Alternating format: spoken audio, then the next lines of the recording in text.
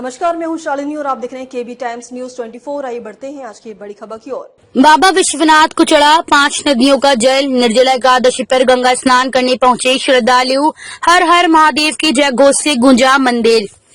आज निर्जला एकादशी है। पौराणिक मान्यता के अनुसार ज्येष्ठ माह में पड़ने वाली निर्जला एकादशी का विशेष महत्व है।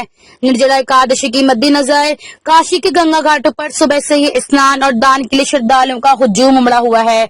आज का आयोजन ऑपरेशन सिंदूर को समर्पित किया गया। इस अनूठे आयोजन में सिंधु, चिनाब, रीवा, मानसरोवर और गंगा नदी के पवित्र जल से बाबा विश्वनाथ का अभिषेक किया जाएगा। इस भव्य अभिषेक अनुष्ठान की शोभा तब और बढ़ गई जब सैकड़ों महिलाएं सिर पर कलश में सिंधु नदी का जल लेकर बाबा के दरबार पहुंची। महिलाओं की आस्था और भक्ति का अद्वितीय दृश्य विश्वनाथ धाम में श्रद्धालुओं को भाव विभोर कर गया। कलश यात्रा की शुरुआत राजेंद्र प्रसाद घाट से हुई, जो पूरे विधि विधान के साथ बाबा विश्वनाथ मंदिर तक पहुंची। इस कलश यात्रा में पूर्व मंत्री नीलकंठ तिवारी भी शामिल हुए और आयोजन को अपना समर्थन दिया।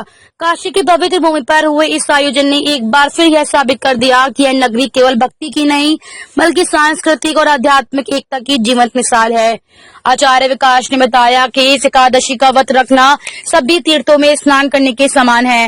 निर्जला एकादशी का व्रत करने से मनुष्य सभी पापों से मुक्ति पाता है, हर कार्य में सफलता मिलती है। पौराणिक मान्यता है कि 5 पांडवों में से भूखे न रहने वाले भीम ने भी इस व्रत का पालन किया, जिसके फलस्वरूप मृत्यु के बाद उन्होंने स्वर्ग प्राप्त किया था। इसलिए इसे भीमसेन एकादशी के नाम से भी जाना जाता है।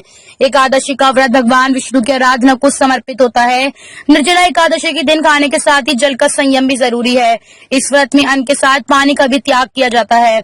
इस दिन ओम नमो भगवते वासुदेवाय मंत्र का जाप करें। साथ ही क्षमता अनुसार गौदान, वस्त्रदान, छाता, फल, जल से भरा कलश और साथ में गुड़ या मिठाई का दान करना चाहिए।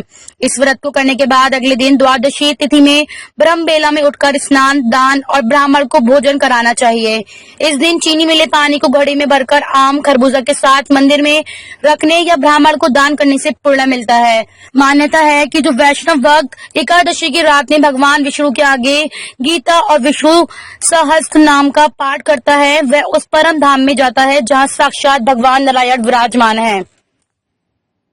खबरों में अब तक के लिए बस इतना ही। फिर होगी आपसे मुलाकात, तब तक के लिए नमस्कार और देखते रहिए केबी टाइम्स न्यूज 24।